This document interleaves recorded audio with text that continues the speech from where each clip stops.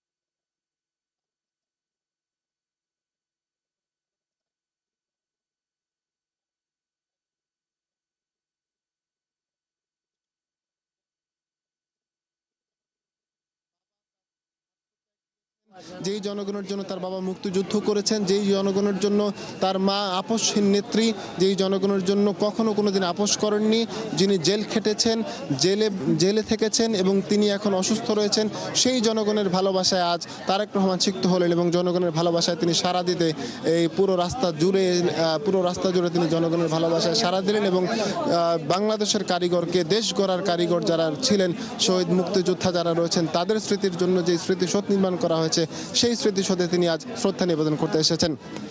আমরা একটা বিষয় জানিয়ে রাখি, 1/11 সময় যে সরকার গঠন হয়েছিল সেই সরকারের আমলে তিনি অনেক মামলায় পড়েছিলেন, অনেকগুলো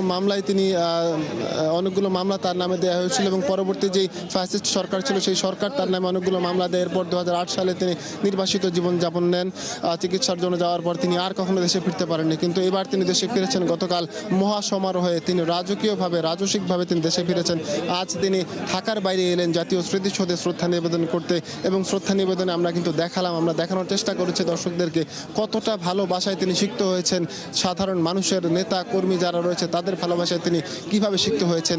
1 ঘন্টার বেশি সময় লাগে, 1 ঘন্টার মতো যেই রাস্তা, সেই রাস্তায় তার আসতে লেগেছে প্রায় 6 ঘন্টা। অর্থাৎ পুরো রাস্তা জুড়ে মানুষের স্রোত, পুরো রাস্তা জুড়ে সাধারণ জনমানুষের সমাগম, পুরো রাস্তা জুড়ে মানুষের ভালোবাসা, এবং সেই ভালোবাসার প্রতিদান দিতে কিন্তু একটুও কার্পণ্য করেননি বিএনপির ভারপ্রাপ্ত চেয়ারম্যান তারেক রহমান। তিনি এসেছেন, সাধারণ মানুষের ভালোবাসায় সিক্ত হয়েছেন, এবং তিনি এখানে এসে শহীদদের প্রতি শ্রদ্ধা জানাতে এসেছেন। শ্রদ্ধা জানাচ্ছেন বিএনপির ভারপ্রাপ্ত চেয়ারম্যান তারেক রহমান, যাকে নিয়ে মানুষের আগ্রহ, আশা, আকাঙ্ক্ষা, স্বপ্নের কোনো কমতি কখনো ছিল না এবং এখনো নেই। যাকে নিয়ে মানুষ নানা রকমের স্বপ্ন দেখছে, যারা সাধারণ মানুষ মনে করছে তারেক রহমানের হাত ধরেই বাংলাদেশে গণতন্ত্রের পুনর্জাগরণ ঘটবে, এবং এই পুনর্জাগরণের যে একটা স্রোত নেমেছে পুরো দেশ জুড়ে গতকাল থেকে, এই স্রোতে সারা ঢাকা শহর, সারা দেশ, নগর, বন্দর সব কিছু কিন্তু ভেসে গেছে এবং উদ্বেলিত হয়ে গেছে। এই ভেসে যাওয়ার স্রোত কিন্তু সাভারে এসে ঠেকেছে, এবং সাভারে আজ আমরা স্মৃতিসৌধের সামনে দেখছি।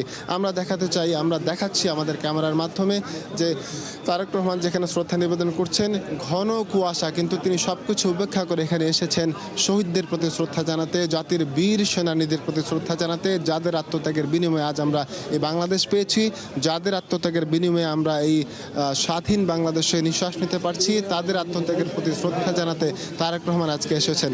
তারেক রহমান শ্রদ্ধা জানাচ্ছেন শহীদ মুক্তিযোদ্ধাদের প্রতি, তারেক রহমান শ্রদ্ধা জানাচ্ছেন বাংলাদেশের কারিগরদের প্রতি। তারেক রহমান পুরো রাস্তা জুড়ে এসেছেন যাদের বিনিময়ে বাংলাদেশ আজ আমরা পেয়েছি তাদেরকে শ্রদ্ধা জানাতে, এবং তারেক রহমান পুরো রাস্তা জুড়ে তাদের ভালোবাসা পেয়েছেন যাদের জন্য তারেক রহমান এবং তার পুরো পরিবার তাদের জীবন উৎসর্গ করছেন এবং করেছেন।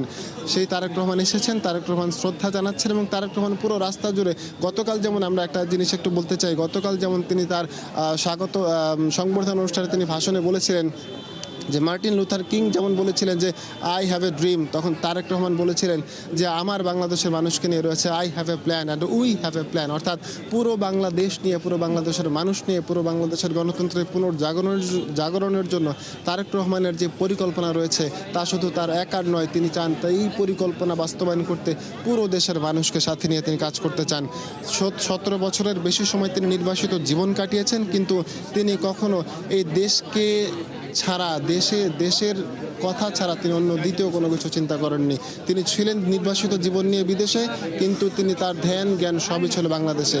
এই 17 বছরে তিনি এমন কি নেই তিনি হারিয়েছেন, তিনি অনেক কিছু হারিয়েছেন। তার একমাত্র ভাই যখন মৃত্যুবরণ করেন, তিনি তার ভাইকে একবার চোখের দেখা দেখতে পারেননি, ভাইয়ের জানাজায় শরীক হতে পারেননি। মা মাটির গন্ধ থেকে তিনি বঞ্চিত ছিলেন, এবং এতদিন তিনি তার যেই আত্মত্যাগ করেছেন, এই আত্মত্যাগ আসলে কোনোভাবেই ভাষায় বর্ণনা করার মতো না। কিন্তু তারেক রহমান গতকাল রাজার বেশে রাজসিকভাবে ঐতিহাসিক এক প্রত্যাবর্তন করেছেন বাংলাদেশে, এবং প্রত্যাবর্তনের পর আজ তিনি প্রথমবারের মতো ঢাকার বাইরে এলেন, অর্থাৎ রাজধানীর বাইরে এলেন, সাভারে এলেন, জাতীয় স্মৃতিসৌধে। এই যে তার প্রতি যে মানুষের একটা ভালোবাসা, তার প্রতি যে মানুষের একটা প্রবল আগ্রহ, তার প্রতি যে মানুষের একটা প্রবল আগ্রহের যে একটা কেন্দ্রবিন্দুতে তিনি পরিণত হয়েছেন, এটা কিন্তু আমরা মানুষের এই জনস্রোত দেখে আমরা বুঝতে পারছি। শুধু কি তার দলের নেতাকর্মী? অবশ্যই নয়। তাকে দেখতে আবাল বৃদ্ধ বনিতা এখানে এসেছেন, তাকে দেখতে এসেছেন নারী পুরুষ নির্বিশেষে। কোনো মা তার সন্তানকে নিয়ে এসেছেন, এক নজর তারেক রহমানকে দেখবেন এবং তার সন্তানকে চেনাবেন। এই লোকটি তারেক রহমান, এবং ওনার নাম তারেক রহমান। উনি তার পুরো জীবন ব্যয় করেছেন এই বাংলাদেশের জন্য, তার মা তার পুরো জীবন ব্যয় করেছেন বাংলাদেশের জন্য, তার বাবা তার জীবন উৎসর্গ করেছেন বাংলাদেশের জন্য। কোনো নানা তার নাতিকে নিয়ে এসেছেন তাকে দেখানোর জন্য তারেক রহমান আসলে কে, তারেক রহমান আসলে কি বাংলাদেশের জন্য, এবং তারেক রহমান বাংলাদেশকে নিয়ে কী ভাবেন এবং কি ভাবছেন। প্রত্যেকটা মানুষ তারেক রহমানকে দেখাতে এসেছেন, দেখতে এসেছেন, তাকে জানাতে এসেছেন। তার জন্য তার পাশে সবসময় বাংলাদেশের মানুষ আগে যেমন ছিল এখনও আছে। তারেক রহমান শ্রদ্ধা নিবেদন করেছেন, আমরা দেখতে পাচ্ছি। আমরা আমাদের ক্যামেরার মাধ্যমে দর্শকদেরকে দেখাতে চাই তারেক রহমান শ্রদ্ধা নিবেদন শেষে কিন্তু ফিরছেন। আমরা দেখাচ্ছি তারেক রহমান ফিরছেন। তারেক রহমান জাতির বীর সেনানীদের শ্রদ্ধা নিবেদন করেছেন এবং শ্রদ্ধা নিবেদন শেষে ফিরছেন। এই যে দীর্ঘ সময় যাবৎ দেশের মাটিতে আসতে না পারা, দীর্ঘ সময় যাবৎ দেশের মাটিতে এসে স্পর্শ করতে না পারা, দেশের বাতাসে মুক্ত বাতাসে যে চলতে না পারার যে একটা আক্ষেপ ছিল তারেক রহমানের চোখে, আমরা গতকাল দেখেছি তিনি যখন বিমানবন্দর থেকে নেমেছেন, তখন তিনি বিমানবন্দর থেকে নেমে কিন্তু প্রথমে তিনি খালি পায়ে দেশের মাটি স্পর্শ করেছেন, হাত দিয়ে ঘাস স্পর্শ করেছেন। এই যে একটা আকাঙ্ক্ষা 17 বছরের বেশি সময় যাবত, অর্থাৎ 18 বছর প্রায় 6314 দিন পর বাংলার আকাশ দিয়ে তিনি যখন বাংলার মাটিতে পদার্পণ করলেন, এই যে একটা রাজসিক একটা প্রত্যাবর্তন, এই যে একটা রাজসিক একটা আগমন, এই আগমনকে তিনি আসলে খুবই সাধারণভাবে নিলেন, খুব সাধারণভাবে তিনি একে প্রকাশ করলেন। তিনি জুতো খুলে মোজো খুলে তিনি বাংলার মাটিতে পা রাখলেন এবং ঘাস স্পর্শ করলেন। আসলে যে বাংলার মাটি যে কতটা গুরুত্বপূর্ণ তারেক রহমানের জন্য, কতটা গুরুত্বপূর্ণ তার পরিবারের জন্য, তিনি আবারও এর প্রমাণ দিলেন। এবং আজ তিনি সন্ধ্যা হয়ে গেছে, রাত হয়ে গেছে, এরপরও তিনি সব কিছু উপেক্ষা করে বাংলাদেশ গড়ার কারিগরদেরকে শ্রদ্ধা জানাতে স্মৃতিসৌধে এলেন।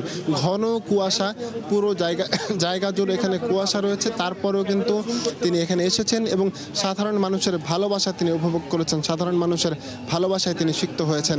তারেক রহমান যখন তার বাবার মাজারে শ্রদ্ধা নিবেদন করতে গেছেন, সেখানে তিনি মোনাজাতের পর কিন্তু তার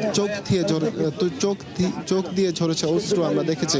এবং এই যে তিনি আজ এখানে এসেছেন, এই আসতে পারার যে এত বছর যাবৎ, 17 বছরের বেশি সময় যাবৎ নির্বাসিত জীবন কাটানোর পর যে শহীদদেরকে শ্রদ্ধা জানাতে আসা, এই যে একটা আনন্দ, এই যে একটা প্রশান্তি, এই প্রশান্তি কিন্তু তার চোখে মুখে ফুটে উঠছে। আমরা আশা করছি তার চোখে মুখে ফুটে ওঠার অবশ্যই কথা, কেননা তিনিই তো বাংলাদেশকে নিয়ে ভাববেন এবং তিনিই তো বাংলাদেশকে নিয়ে ভাবেন।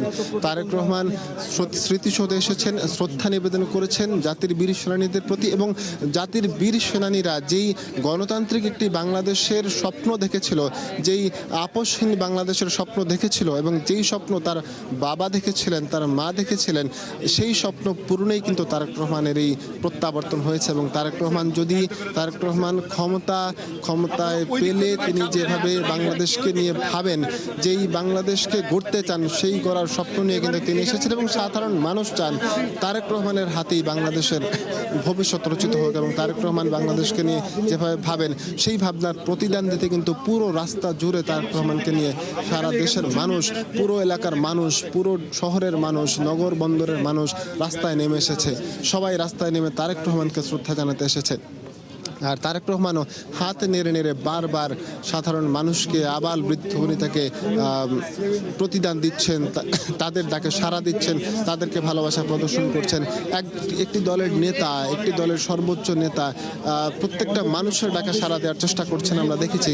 প্রত্যেকটা মানুষকে তার ভালোবাসা প্রদর্শন করার চেষ্টা করছেন, আমরা দেখছি। আমরা গতকাল দেখছিলাম উৎসুক জনতার একজন তারেক রহমানের কাছে এসে, তারেক রহমানের গাড়ি বহরের সামনে এসে সেলফি তুলতে চেষ্টা করেছিলেন, যখন সিএসএফ বাহিনী যখন তাকে সরিয়ে দিতে চেয়েছিলেন। তারেক রহমান কিন্তু তার প্রতি তার বিষয়টিও কিন্তু তিনি খেয়াল করেছিলেন এবং সবাইকে অনুরোধ করেছেন। আমরা দেখছি লাল সবুজের যে গাড়িটি, সবার আগে বাংলাদেশ লেখা, যেই গাড়িটি দিয়ে তিনি এসেছেন, সেই গাড়ি এখন প্রস্তুত হয়েছে এবং তিনি সেই গাড়িতে উঠে পড়েছেন। তারেক রহমানকে আমরা আমাদের ক্যামেরার মাধ্যমে একটু দেখাতে চাই। তারেক রহমান কিন্তু এরই মধ্যে গাড়িতে প্রবেশ করেছেন এবং গাড়ি দিয়ে তিনি ফিরে যাচ্ছেন। জাতির বীর সেনানীদের শ্রদ্ধা নিবেদনের পর তারেক রহমান ফিরছেন। একটা দীর্ঘ পথ পাড়ি দিয়ে তিনি দেশে এসেছেন, দেশের মানুষের ভালোবাসায় সিক্ত হয়েছেন, সংবর্ধনা অনুষ্ঠানে অংশ নিয়েছেন, মার খোঁজখবর, দেশের মানুষের খোঁজখবর নিয়েছেন, দেশের মানুষের কথা জানতে চেয়েছেন, নিজের কথা জানাতে চেয়েছেন, এবং তিনি আজ জাতীয় স্মৃতিসৌধে এসেছেন জাতির বীর সেনানীদের শ্রদ্ধা জানাতে, এবং শ্রদ্ধা নিবেদন শেষে তিনি এখন ফিরছেন। কিন্তু এই যে এই ফেরাও কি খুব একটা সহজ হবে? একেবারেই নয়। পুরো রাস্তা জুড়ে কিন্তু এখনও মানুষ অপেক্ষা করছেন, স্মৃতিসৌধের প্রধান ফটক ঘিরে মানুষ অপেক্ষা করছেন তাকে এক নজর দেখা, তার দিকে তাকিয়ে হাত নাড়া, এবং তারেক রহমানের যে হাত নাড়ানো, তারেক রহমান যে তাদের হাত নাড়ানোতে যেই প্রতিফলন ঘটাবেন, তাকে দেখে সেই দেখার কিন্তু একটা আগ্রহ এখনো পর্যন্ত তারা মানুষের মনে রয়ে গেছে। আমরা একটু দেখাতে চাই তাই প্রধান ফটক দিয়ে তারেক রহমান বেরোচ্ছেন এবং তারেক রহমান মানুষের ভালোবাসার ডাকে কিন্তু এখনও সাড়া দিয়ে যাচ্ছেন। এই যে একটা অক্লান্ত ডেকে অক্লান্তভাবে তার মানুষের ডাকে, সাধারণ মানুষের ডাকে সাড়া দেওয়া, এই সাড়া দিয়ে আসলে কারাই বা করবে? যারা যারা দেশকে নিয়ে ভাবে, যাদের জীবন দেশের জন্য উৎসর্গ করে দেন, সেই মানুষগুলোই তো অবশ্যই। এবং তার মধ্যে তারেক রহমানকে যদি মানুষ এইভাবে যেভাবে দেখছে, এই দেখার তো এই আশা আকাঙ্ক্ষার যে একটা মানুষের যে একটা মধ্যে একটা আকাঙ্ক্ষা তারেক রহমানকে নিয়ে, এই আকাঙ্ক্ষার কিন্তু কোনো কমতি নেই। 18 বছরের বেশি সময় যাবৎ তার প্রতি যে একটা মানুষের একটা তাকে দেখার যে একটা আকাঙ্ক্ষা ছিল 17 বছরের বেশি সময় যাবৎ, সেই আকাঙ্ক্ষার কিন্তু আজ একটা প্রতিফলন আমরা এখানে দেখতে পাচ্ছি। তারেক রহমান এখানে এসেছেন, তারেক রহমান এসে জাতির বীর সেনানীদের শ্রদ্ধা নিবেদন করেছেন স্মৃতিসৌধে এবং শ্রদ্ধা নিবেদন শেষে এখন তিনি এখান থেকে ফিরে যাচ্ছেন।